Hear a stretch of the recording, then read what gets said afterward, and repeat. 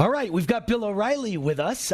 Bill is with us every Monday and Wednesday, and we enjoy having him here to get his opinions of the biggest news stories of the day.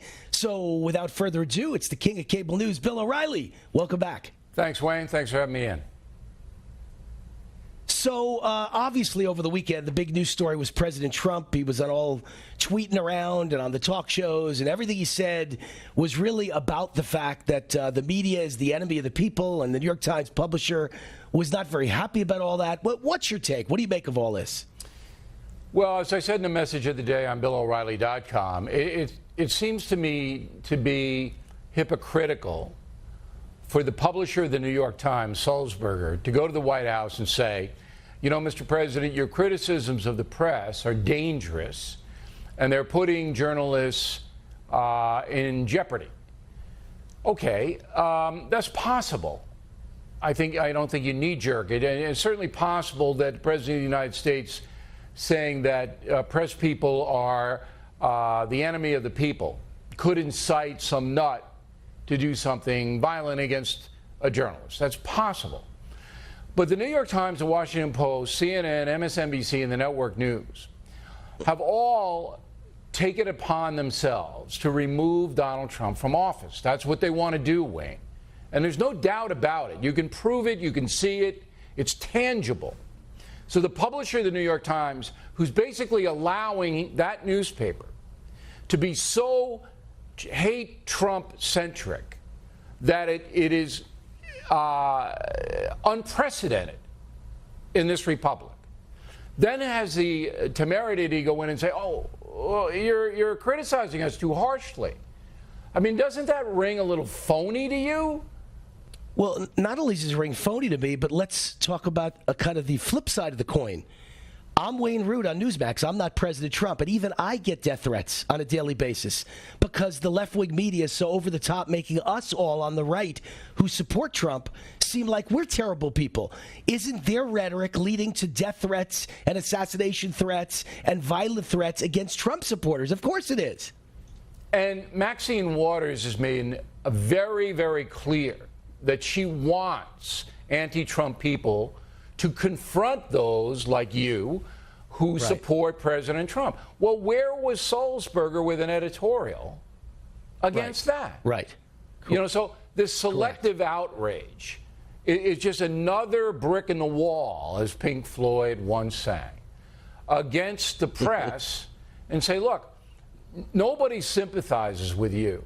The New York Daily News here, where I am in Manhattan, it's going out of business because it was grossly irresponsible, lied almost every day in its news coverage, and New Yorkers, basically liberal here, said, you know what, I ain't going to bother with this. And so they're out, and that's going to continue to happen now. But as far as President Trump's concerned, he's fighting, and I say this in the message, fighting fire with fire. Sorry to use the cliche, but it's the most vivid one I can give you. He says, all right, you're going to try to remove me from office, you, the press. I'm going to fight you, and I'm going to incite the people against you. And he is. Yeah, I think it's self-defense. By the way, the biggest news story of the day has got to be Bill O'Reilly quoting Pink Floyd. I think that's a shocker. Let's switch topics to Rudy Giuliani on CNN in response to Trump lawyer Michael Cohen taping their private conversations. Here's what Giuliani said. Let me read you verbatim. The guy is unethical. He's a scumbag. This is Rudy's words. He's a horrible person. I've never heard of a lawyer taping his client without his client's consent. I agree with him on that. Are you good with these comments? And do you think the amount of media that Rudy Giuliani is doing and the things he's saying are helping or hurting President Donald Trump? I would not handle it that way. I understand why Giuliani's doing what he's doing.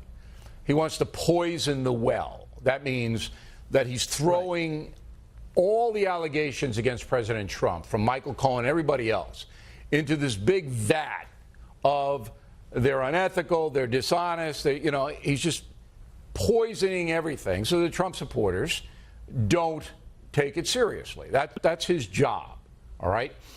But on the other hand, I've always said that President Trump should be more methodical in his defense, his own defense, and his attorneys should be much more deliberate using words, like S-bag. What does that do? It doesn't really do anything other than lower the discourse. So I think that we got the message, we the people.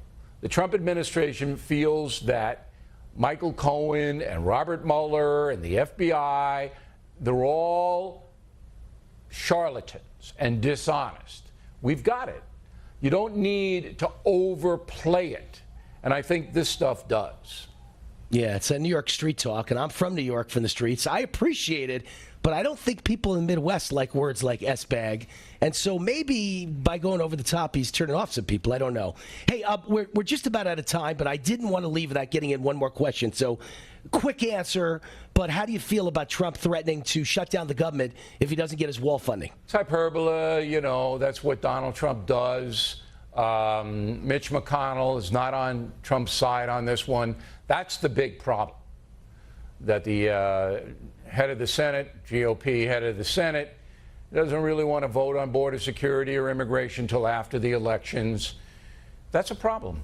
That's the real story. Trump throwing a hand grenade in and say, I might close down a government if you don't give me the wall money. He's going to do that. Is he going to shut down a government? No. Mitch McConnell's a problem. Right. If you're a pro-security person, I don't see him really on the side of the president on this one. Yeah, and Paul Ryan, too. I mean, that's the problem. You've got people in Congress who don't understand why Trump was elected. Ryan would put it up for a vote in the House. Ryan would. They already have. McConnell, for some reason, and I'd like to know what the reason is, doesn't want to vote on this border wall, even though the Senate and the House are controlled by Republicans. So, yeah, it's kind of a mystery. Yeah, I think they're hurting their own candidates. Trump was elected for the same reason. We could sweep, I think, in the Senate. I don't know about the House. We could hold our own in the House. But the Senate, if you vote on the wall and you pass it, it's great to elect 4 or 5 new Republican senators. But in any case, Bill O'Reilly, love your opinions. As always, love having you on my show. Great honor to have the king of cable news on my show every week. And we'll see you again, Talking Points tomorrow, and you and I together on Wednesday. Okay, Wayne, thanks again.